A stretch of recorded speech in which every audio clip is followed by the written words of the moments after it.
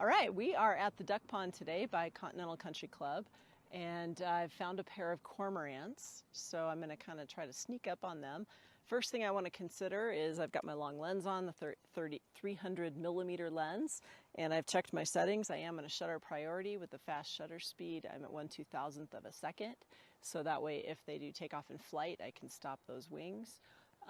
First thing I want to do when I figure out the angle is I want to evaluate the light, and since the sun is behind me, it will shine on the side of them. It's more midday right now, so it's not as ideal to get backlight in this environment.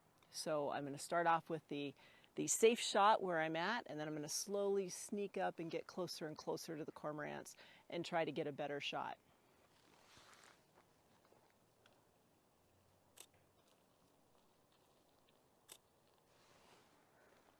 As I get closer, I will also get lower to the ground.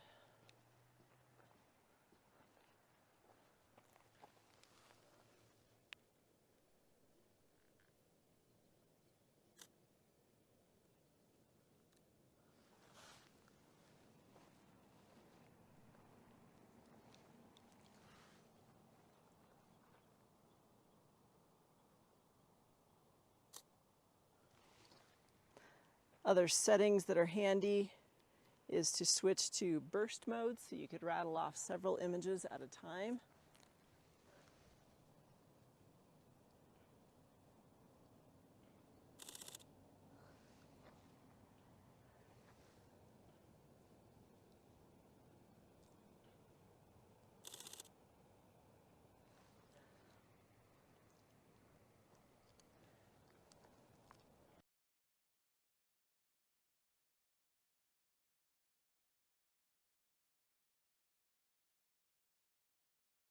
So it's never a bad idea to really walk around your subject.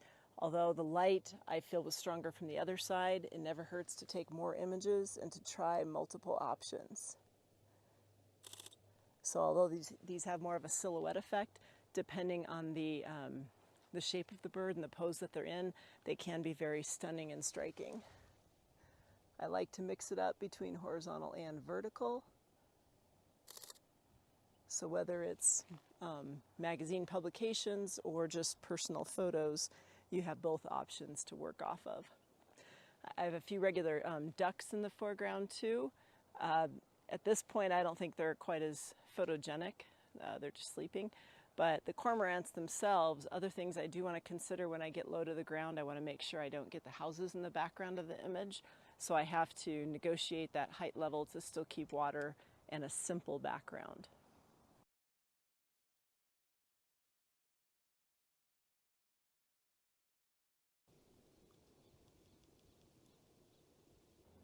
So now I'm going to see if the bird will fly away because his buddy just did. So I've put it into a continuous autofocus tracking. And if I step a few steps closer, he might take off. So I have to be very well prepared.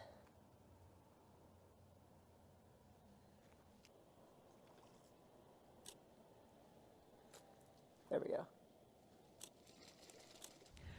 So other things to consider when capturing wildlife images is the background. So in the case of the ducks here, I want to avoid any of the concrete edges of the pond. So I want to try to incorporate a little bit of the rocks, some of the foliage as well, possibly shooting through some of the foliage on this side too. Because I have a 300 millimeter lens, and with my camera system that's equivalent to a 600 millimeter, I can't get much closer than I am right now, or I will cut off part of the duck. So if I want to get more in the foreground or in the background, I have to keep backing up. So the advantage, if I want a looser shot with more environment, would be to have a shorter length lens.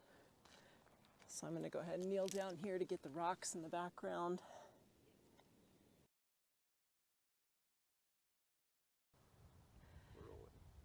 So after capturing images, I like to stop and review several times. I definitely want to review before I've left the location. Things I want to check over is my histogram to make sure I have the proper exposure. I also want to zoom in to check focus, and then I can go back and reshoot if necessary. Things that you'll be required with this assignment, you want to make sure you captured all 3 of the required images. So you have wings in flight, stop action, so that would be a very fast shutter speed, minimum 1/2000th of a second. And then you are required to capture a panning shot. You really want to get the eyes sharp with the panning shot. It takes a lot of panning shots to get a good one, and that can be a shutter speed anywhere between 1/60th to 1/250th of a second. And then the last one, you want a static subject, so it's minimal movement of the ducks. If they're just paddling in the water or sitting on the edge, that would be good examples of that.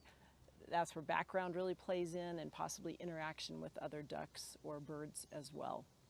Last thing to really consider is ethics. So when you're out on location like this, first off, because it is an urban area, the pond does not allow feeding the ducks. You also are not allowed to get into the water. But if this were a different location in the full wild, you might be able to get into the water, and that would give you a unique perspective on your images. And then we also don't want to intentionally run and make scare the birds or affect their behavior in a negative way. So you really want to be cautious and apply those ethics when you're on location as well. Enjoy!